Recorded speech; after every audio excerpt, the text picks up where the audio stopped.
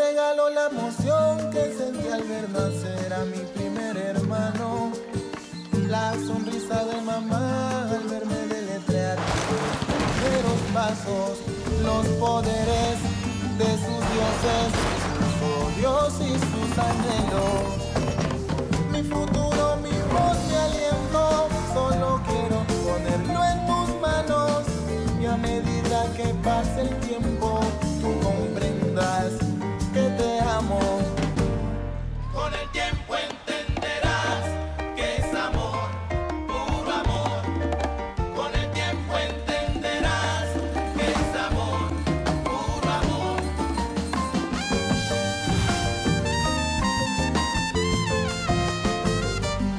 Con el tiempo entenderás que es amor, puro amor.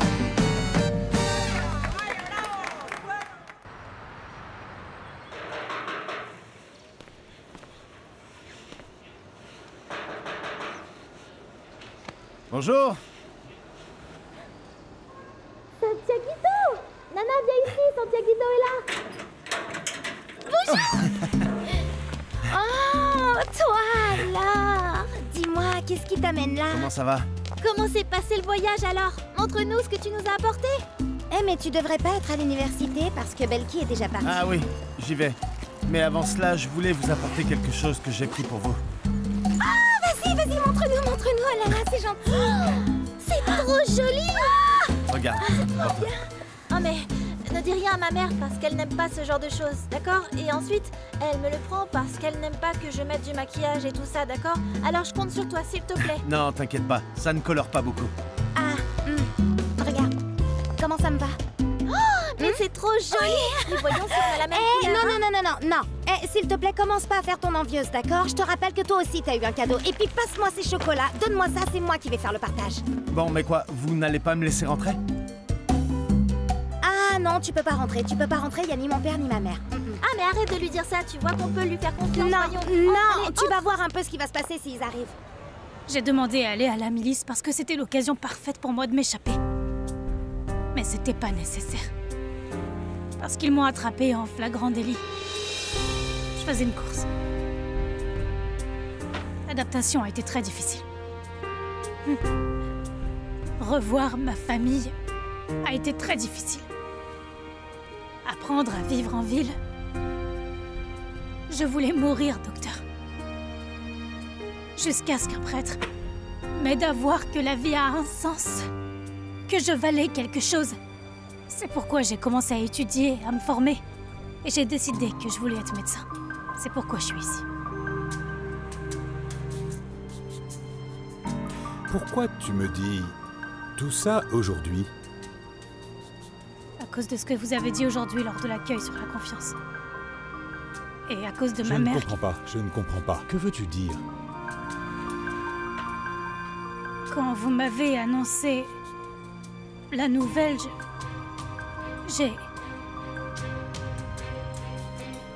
j'ai rencontré un salaud.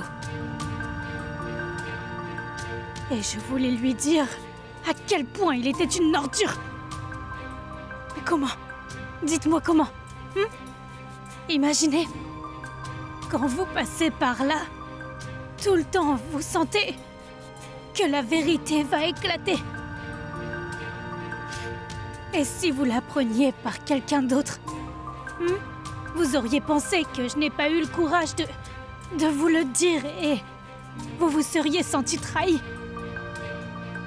Et en plus, vous auriez pu décider de me virer de l'université. Je sais pas, que je serai plus votre assistante.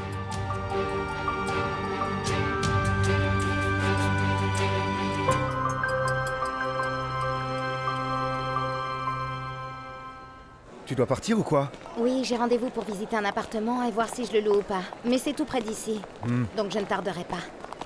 Si Bien. tu veux, on en reparlera quand je reviendrai. Bon, écoute, je suis de service ce soir. Je viendrai avec toi, si ça ne te dérange pas. T'es sérieux? Oui? D'accord. J'ai oublié de te dire quelque chose. Tu es bien plus sexy que je ne le pensais. On se voit au parking. D'accord.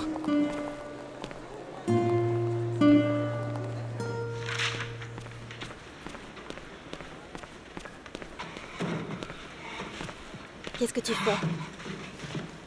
J'étudie, quoi d'autre? Eh bien, évidemment. Mais tu joues avec moi, quoi? Oh, sexy. Quoi? Ouais, tu m'as dit que plus je me tais, plus je suis sexy. Alors c'est ce que je fais. Ou tu veux que je le dise à tout le Bah monde? non, mais je me rappelle pas t'avoir dit de m'éviter toute la journée. Écoute, ma chère. Le problème, c'est que chaque fois que je te vois, j'ai envie de te prendre la main et de t'embrasser, tu vois? Alors, si on commence comme ça, je préfère arrêter là. Pourquoi es-tu obligé d'être aussi mielleux? C'est ça le problème. Je ne comprends pas cette histoire de mielleux. Si ça tenait qu'à moi, je passerais toute la journée avec toi, à manger des glaces, à tenir la main. Mais toi, ce qui t'importe, c'est ce que disent les gens. Et je ne peux rien y faire, je suis désolé.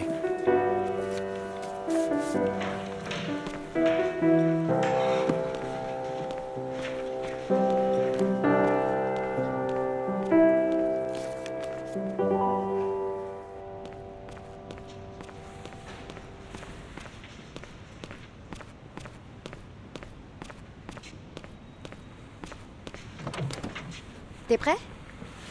Prêt?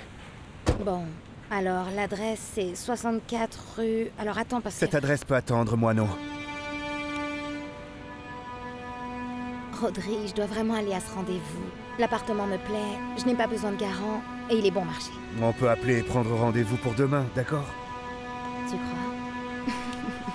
Viens chez moi. Je te jure que tu ne le regretteras pas. Je sais. Rodri, si tu t'inquiètes pour hier, ça vaut pas le coup. T'inquiète pas, je comprends. Mais je dois vraiment aller à ce rendez-vous, d'accord? Je pensais que tu voulais... Bien sûr que je veux, mais je veux aussi trouver un endroit où je peux être en paix et être avec toi. Mais je vais y aller toute seule parce que sinon tu vas pas me lâcher. Ça va, j'ai compris. Au revoir.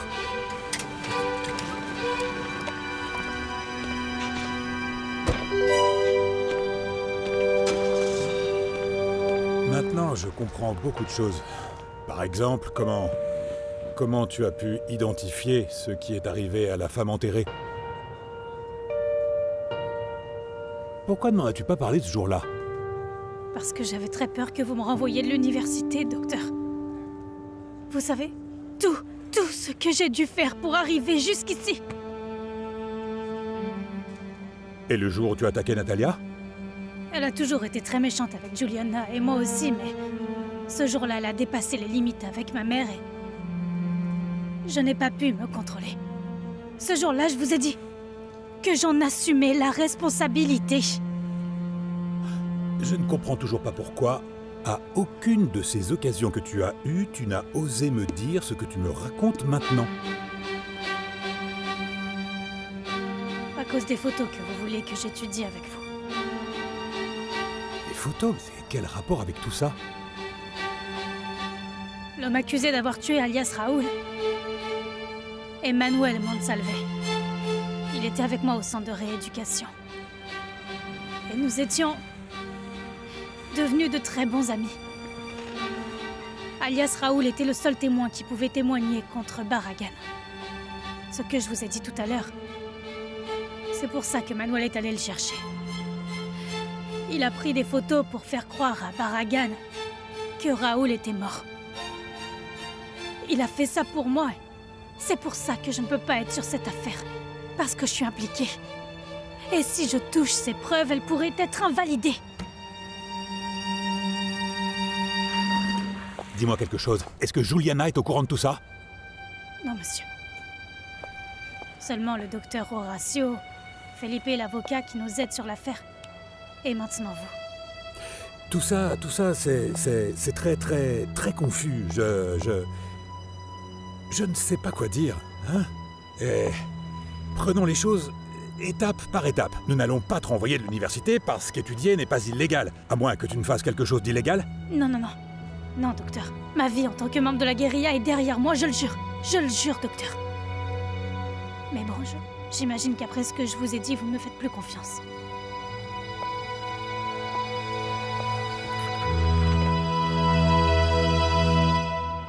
Si j'avais pas été admise ici, je sais pas ce que j'aurais fait.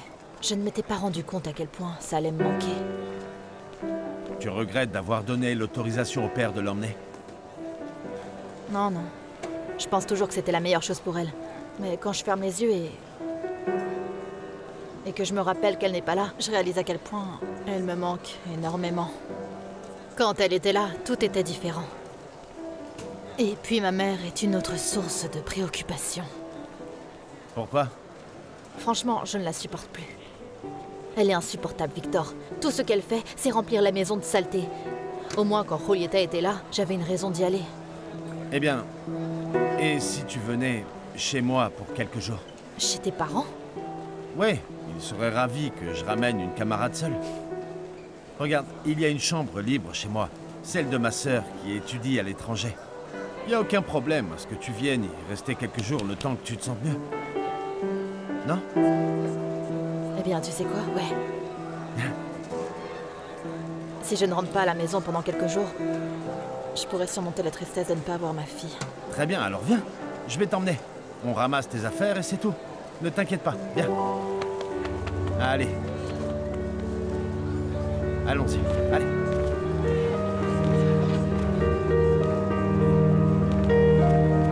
Tu comprends que tu as déjà dormi chez moi. Tu es l'ami de ma fille.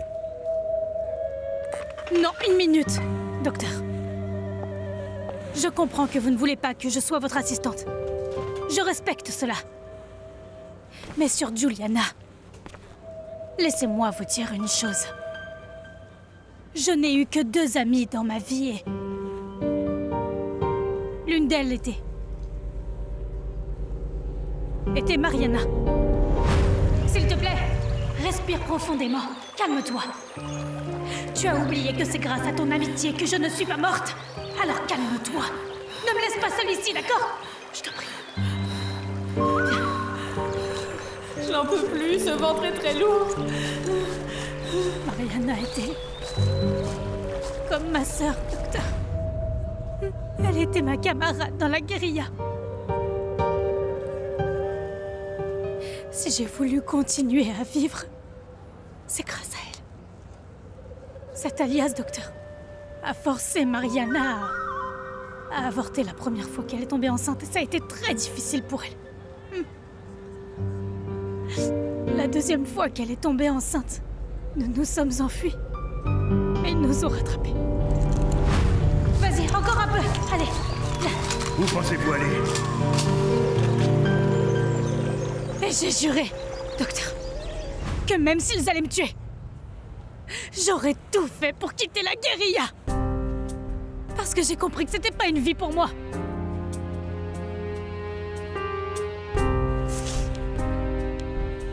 Et la deuxième, c'est votre fille Juliana. Je sais qu'elle est tout pour vous. Et je ne pourrai jamais, je vous le jure sur le nom de ma mère, jamais je ne lui ferai de mal. Et même rien qui pourrait la mettre en danger car elle a été très généreuse avec moi.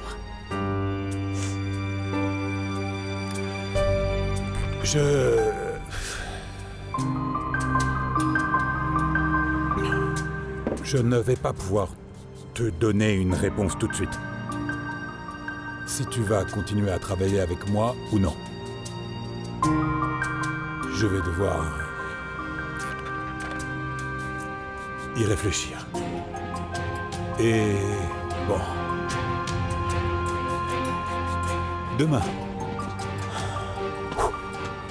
Je te donnerai une réponse demain, d'accord? Très bien. Elle ne travaille plus au centre d'appel, mais je n'ai aucune idée pourquoi. Elle n'était jamais là pendant les vacances, tu vois. Non. Où est-elle? Peut-être qu'elle était avec son ami, mais en fait, Un ami à elle? Comment ça? Non. Je me suis trompée, mon cerveau me joue des tours, tu vois, mais je ne sais pas pourquoi. Ah, je sais. Tu veux parler de l'ami qui est en prison. C'est ça, non? Tu vois, il sait tout. Arrête d'être idiote, évidemment qu'il sait rien parce que... Sinon, il nous aurait pas ramené des chocolats et puis tout ça non plus. Il a fait ça parce qu'il veut nous acheter, mais regarde. Si jamais tu veux savoir quelque chose sur Belki, eh ben tu sais quoi? Tu vas devoir aller la voir et lui demander directement. Et tu sais quoi? Je pense que tu devrais y aller parce que mon père et ma mère vont pas tarder à arriver. Non, mais attends. Sainte Vierge, j'ai oublié que je devais tremper des vêtements vu que j'aide mon père avec son business, tu vois, de machine à laver. Ah, vous avez un business de machine à laver alors? Belki te raconte tout, mais elle ne t'a pas parlé de notre nouveau business? Maintenant, on lave tes vêtements avec la livraison. Quand tu veux, tu peux nous apporter tes affaires. Et t'inquiète pas, comme t'es notre ami, je te lave le kilo pour 3000 pesos, d'accord? Et si tu veux, tu peux amener ce...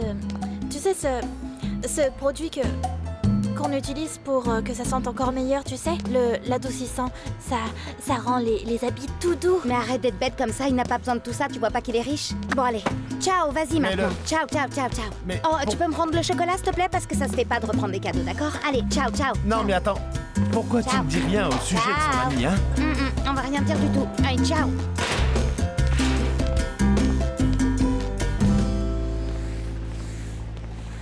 Bonjour, maman. Bonjour. Alors, raconte-moi, que s'est-il passé?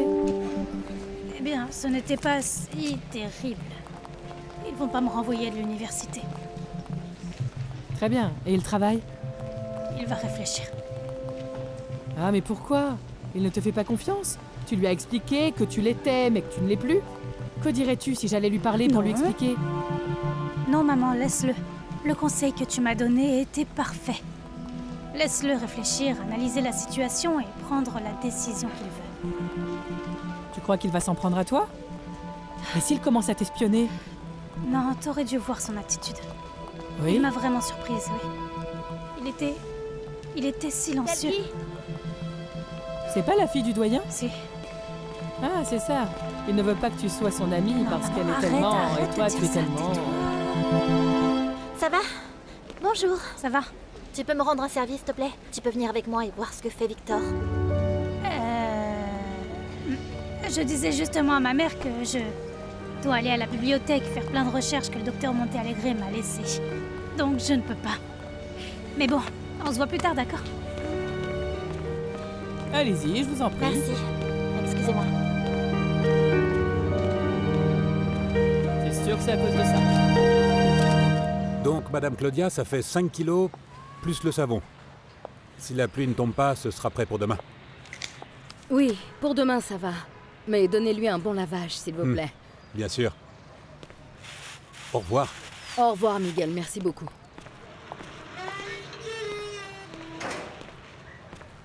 Monsieur Miguelito, alors comment ça va? Chucho. Bien, attendez une seconde, je vais ranger ça. Et puis, je reviens. Non, ce n'est pas pour ça que je suis venu. Je suis juste venu pour vous saluer. Et également vous féliciter parce que votre affaire semble bien marcher, non? Ah, eh bien oui. Si vous voulez, on peut aussi laver vos vêtements. Non, ce n'est pas nécessaire. Je voulais aussi vous proposer un marché.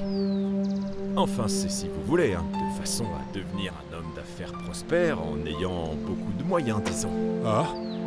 Oui, si vous voulez, je peux vous prêter de quoi acheter 2, 3 maisons. Non, qu'est-ce que je dis? Peut-être 4, 5 ou 6 machines à laver. Tout ce qu'il vous faut pour faire grandir un super business. Faites le calcul de combien vous avez gagné avec une, hein? Vous imaginez un peu ce que ce serait avec 3 ou 4 machines, hein?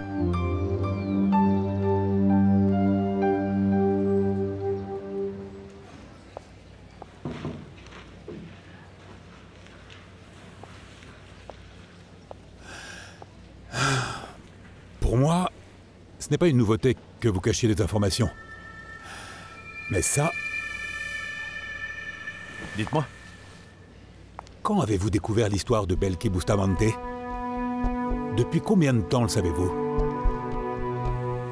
Eh bien, ce n'est pas important, docteur.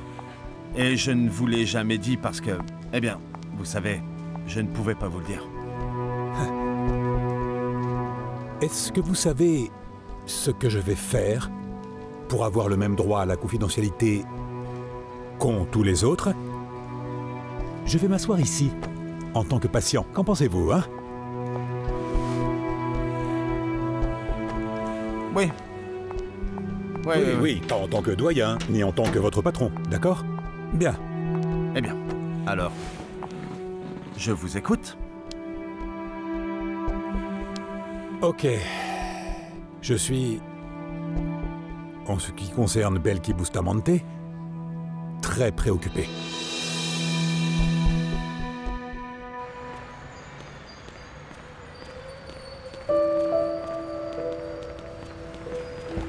On y va?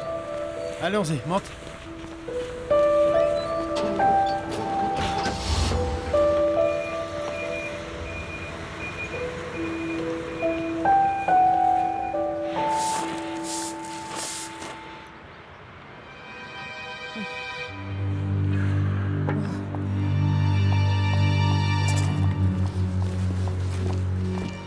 Bonjour voisine, comment allez-vous? Vous déménagez? Ah, ne me dites pas que vous allez les jeter.